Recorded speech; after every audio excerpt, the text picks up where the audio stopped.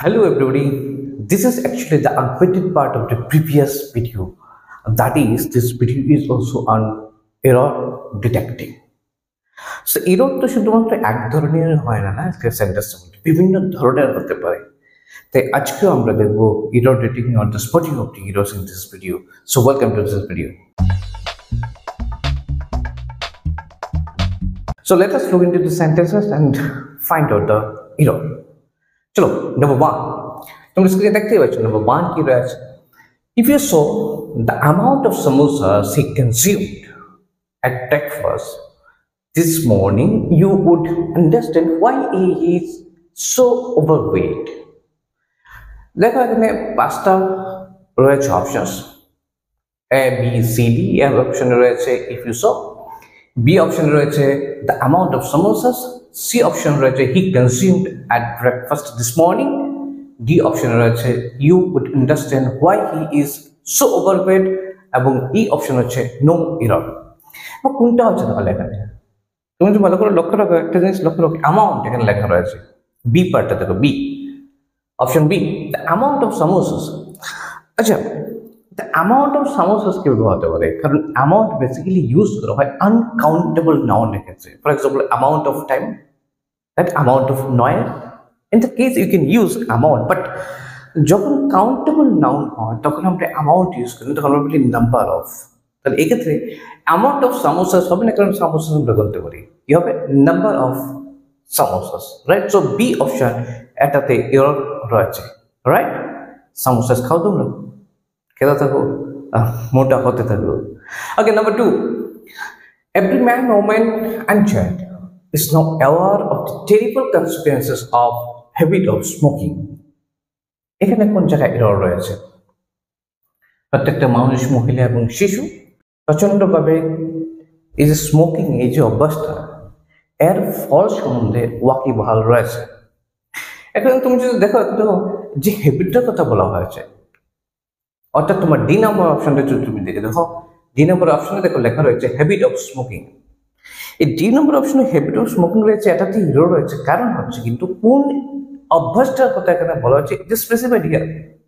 অর্থাৎ ডিফাইন করা হয়েছে কোন অভ্যাসটার কথা বলা হচ্ছে যেহেতু ডিফাইন করা হয়েছে সো এটা একটা আর্টিকেল হবে কি আর্টিকেল হবে ডেফিনেট আর্টিকেল হবে তাহলে শুধু হ্যাবিট অফ স্মোকিং তাহলে হচ্ছে না obviously you need to write the habit of smoking কারণ কোন হ্যাবিটের কথা বলা হয়েছে right so D number option is actually error here in this sentence right বোঝা গেল তাহলে চলো নেক্সট হতে যাই 3 নম্বর সেন্টেন্স দেখো the father as well as the sons were mysteriously missing from the house এটা খুবই সিম্পল গতদিন আমরা একটা করেছিলাম আগে ভিডিওতে along with দিয়ে যুক্ত করা হয় কি দিয়ে along with দিয়ে যুক্ত করা হলে তোমার আগেরটাকে কনসিডার করতে হবে অর্থাৎ along with এর পরে কি রয়েছে এটা দেখাতে হবে না সেম ভাবে যদি as well as দিয়ে যুক্ত করা হয় তাহলে as well as এর আগেরটাই হবে মেইন সাবজেক্ট ওই সেন্টেন্সের as well as এর পরে কি আছে তোমার দেখা দরকার নেই এখানে যদি আমরা লক্ষ্য রাখি দি ফাদার এর সাথে যুক্ত রয়েছে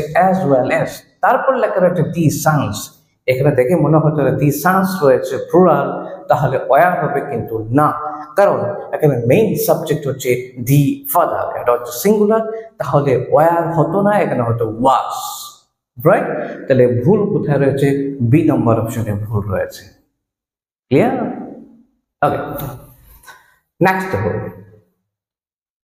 4 নম্বর The gambling stall was a great success because almost everyone tried their luck.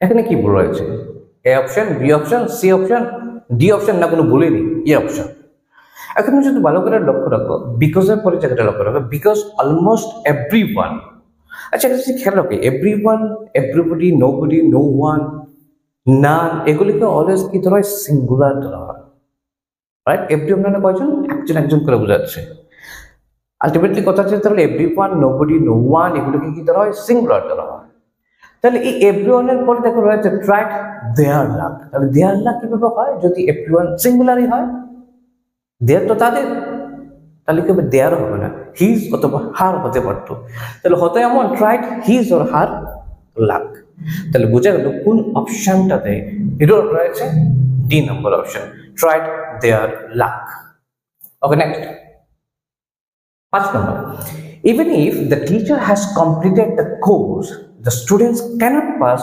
unless they study themselves. এটা একদম সিম্পল, এটা বুঝতে বিশেষ অসুবিধা হবে না। বলো কোনটাতে রয়েছে error? Option A, option B, option C, option D or option E, no error. একদম সহজে বোঝা যাচ্ছে। দেখো লাস্ট ডি নাম্বার পার্টটা যদি দেখো, ডি অপশন যদি দেখো, কি লেখা রয়েছে? Unless they study themselves. Themselves স্পেলিংটা কিভাবে লেখা রয়েছে? THEMSELF, এটা এমন নয়। প্লুরাল করতে হলে কি হয়? THEMSELVES, right? মাইসেলফ কি হবে? MYSELF, singular. কিন্তু যখনই প্লুরাল হচ্ছে তখন কি করে? SELVES হবে, yourself. What you are, SELVES, yourself, right?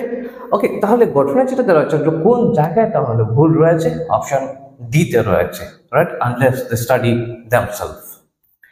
Number 6, I and my colleague have carefully considered the important issues raised by the report which you sent me, and we have decided to take the following action. বল কোনটা দিতে রয়েছে ভুল? Option A, option B, option C না option D? তাকে কোনো error নেই, অর্থাৎ অপশন ই। কোনটা হবে? এখানে একটা জিনিস খেয়াল রাখা দরকার, আমরা যখন ইংরেজিতে first person, second person, third person, এই যে তিনটা পারসন রয়েছে, ফার্স্ট পারসন মানে হচ্ছে আমি অথবা আমি oriented everything, I, me, my, এগুলো হচ্ছে first person. You, your, yours, this are all second person. এবার আমি, তুমি বাদ দিলে দুনিয়া যা কিছু রয়েছে, this are actually third person. তাহলে নাক কি হবে? Third person. প্যান্ট কি হবে? Third person. চশমা কি হবে? Third person. Okay, fine. তাহলে এবার গঠনে যেটা হচ্ছে, ইংরেজি লেখার সময় আমরা যে কোনোভাবে কিন্তু লিখতে পারবো না এই পার্সনগুলি থাকলে। ফার্স্ট, সেকেন্ড, থার্ড পার্সন এগুলি যখন থাকে তখন আমরা ইচ্ছে মতো প্রথমেই আই লিখবো, তারপর ইউ লিখবো, তারপর দে লিখবো, না এমন হতে পারবে না। এটা একটা সিকুয়েন্স রয়েছে কিভাবে লিখতে হয়। সাধারণ ক্ষেত্রে, in general cases, into write them in the order of 231, 231, 231। 2 মানে হচ্ছে সেকেন্ড পার্সন, 3 মানে হচ্ছে থার্ড পার্সন, 1 মানে হচ্ছে ফার্স্ট পার্সন। তাহলে গঠনার্থের কি দাঁড়ানো? তাহলে প্রথমে সেকেন্ড পার্সন লিখতে হবে, তারপর থার্ড পার্সন লিখতে হবে, তারপর ফার্স্ট পার্সন হবে। তিনটে পার্সন থাকলে, দুটো থাকলে ধরো সেকেন্ড আর থার্ড রয়েছে, কি হবে তাহলে? আমার কি রয়েছে? 231, প্রথমে সেকেন্ড, তারপর থার্ড। ওকে, আচ্ছা এখানে যদি দেখি কি রয়েছে এখানে, তার প্রথম পার্টটা লক্ষ্য করে, এ পার্টটাতে আই অ্যান্ড মাই কলিগ, এখানে আই রয়েছে, আই মানে হচ্ছে first person. My colleague, my colleague কি তাহলে?